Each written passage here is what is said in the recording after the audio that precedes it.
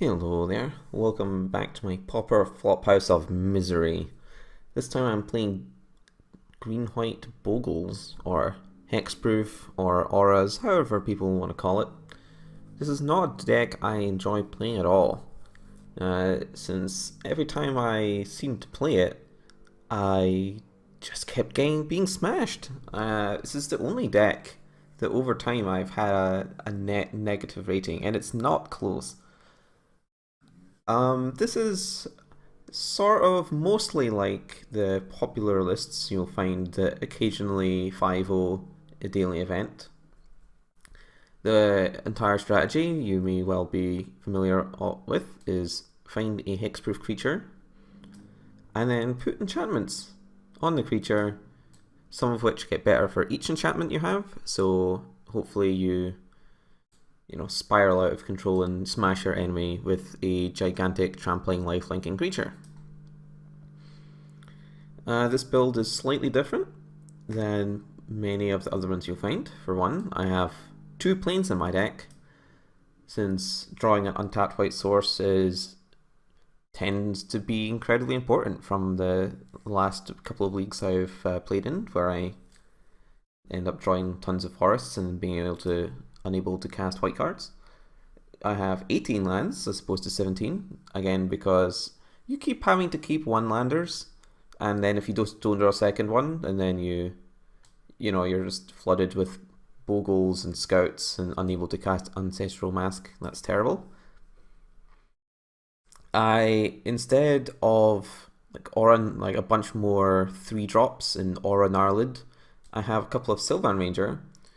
Again, because you really need to hit 3 lands, and Sylvan Ranger does at least have the upside of sort of being a main deck Young Wolf in that it absorbs an extra Edict effect. It's sort of like playing excess Colony Gardens, but instead of a land that comes into play tapped, it's a 1/1 that can search for one of the planes. I am playing full 4 Mask and full 4 Armadillo Cloak, because those are generally the only cards you need to top deck after a certain point in the game. I have a Miser Helios Pilgrim, sort of like a 5th version of these cards, as they're most often the ones you want. But sometimes it can go search for like a Rancor if you just need to trample over, or Ethereal Armor if you just need a decent power boost the turn you play it. I'm playing like the full 12 hexproof creatures, and I could definitely see an argument for cutting one of them, since you don't, ideally, you don't really need to draw multiples of them in a game, and drawing like 3 or 4 of them is very bad indeed. But I just stuck with the usual.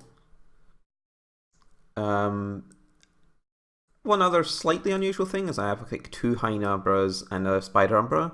Now some people like to cut these Umbras, and I think that's generally a mistake, since it helps you fight around cards that will incidentally destroy you, like Evankar's Justice and like post-board Kark Clan Shamans and that sort of thing. And just having excess ways to give first strike is great. Some people like to build this deck like with like no planes and like none of these cards, and they're just playing a bunch of Manamorphoses. And I mean, I guess if the idea is to only nut draw your opponent, that makes your odds of doing it slightly higher. But this version is theoretically a bit more consistent, while still being generally able to execute the game plan of Hexproof plus Auras. In our sideboard, we have this, which is unusual. So normally this is a standard bearer, but we have a higher land count than normal. And standard bearer, here's what happened every time I played standard bearer until now. All my Bogles opponents boarded in Electrickery. Now you might think there are not very many ways to cast Electrickery in a deck like this, but I guarantee that if you play against me in the Bogles mirror match, you will absolutely have Electrickery to destroy Standard Bearer every single time. So instead we have a 2/4, which does not die to that. It's still generally effective if you play it on like turn 4 or so, because, you know, we have Utopia Sprawls, we can get there. It's only one. And yeah, it's kind of speed against Stompy as well. We have a Ray of Revelation, also, you know, mostly for the mirror match, but it's also good against any other random enchantments you might find, like Jace's Erasure. And we also have a Calming Verse for the mirror match. This basically just says destroy all enchantments you don't control, because we're always going to tap all of our lands.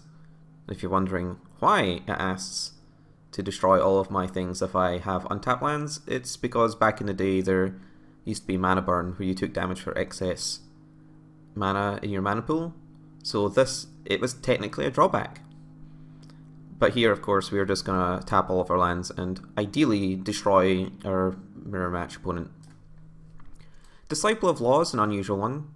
I wanted Disciple of Law because it is a card I can board in that doesn't die to Electrickery against like the sort of red featuring control decks, while also simultaneously not dying to other things like Karak Clan Shaman.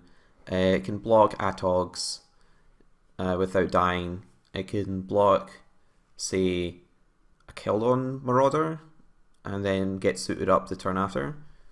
It's just generally quite good against a bunch of the hate cards. It also incidentally has 2 toughness, which is sometimes relevant if you're attacking like with a bunch of creatures against like a Seagate Oracle blocker.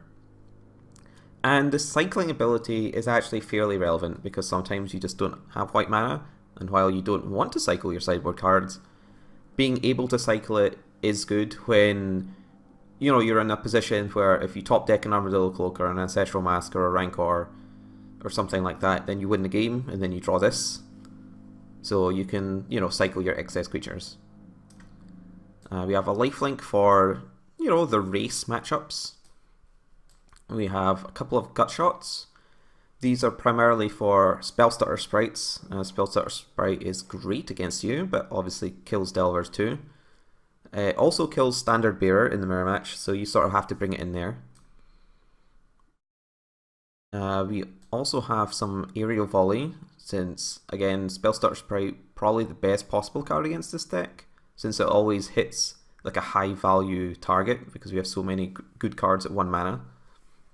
And it can also help us if the opponent, you know, plays Delver, flips it immediately into Spellstutter Sprite type draws, where otherwise you'd probably lose the game, but this can haul you back into it. We have some mandatory Young Wolves because of the popularity of Edict effects, regardless of how many Drakes there are in the format. People, myself included, like to play Chainer's Edicts. So this absorbs, theoretically, 2 Edicts by themselves, although quite often they have too many removal spells in their deck to take out, so it usually just eats one of them, but hopefully that's enough.